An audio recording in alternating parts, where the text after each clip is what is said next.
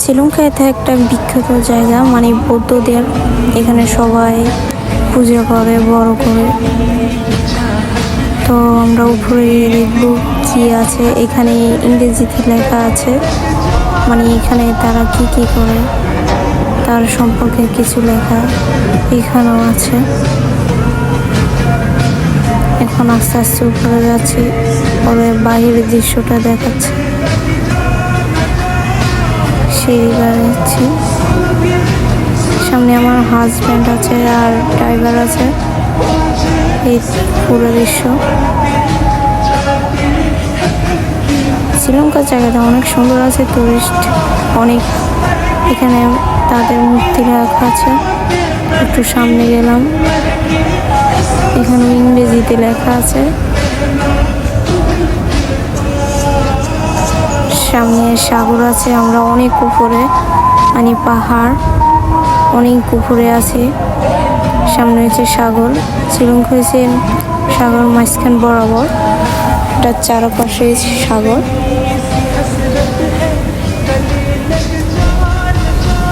এটা একটা মূর্তি, তাদের দেবতা বলে আর কি। পুরো ভিউ অনেক সুন্দর, অনেক টুরিস্ট আছে, সব আসে বাহিরের রাষ্ট্র থেকে।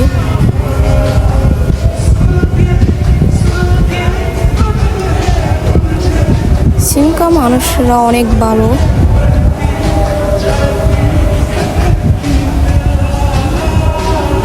চাইলে আপনারাও আসতে পারেন। পুরো সাগর এখান থেকে দেখা যায়, অনেক সুন্দর।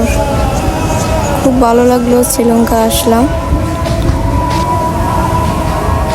এখানে বেশিরভাগ আপনারা দেখতে পারবেন বীজ, সাগর, সাগর আর সাগর। আমরা বেশিরভাগ সাগরে গেলাম। এখানে একটা আছে মূর্তি, মানে তাদের দেবতা পূজা করে তারা। এখানে তাদের এখানে অনুষ্ঠান চলতেছে, দেখলাম।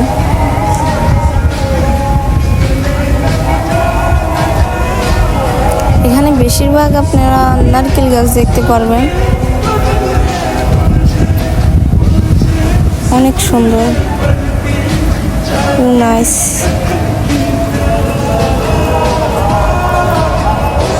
এখানে একটা আছে।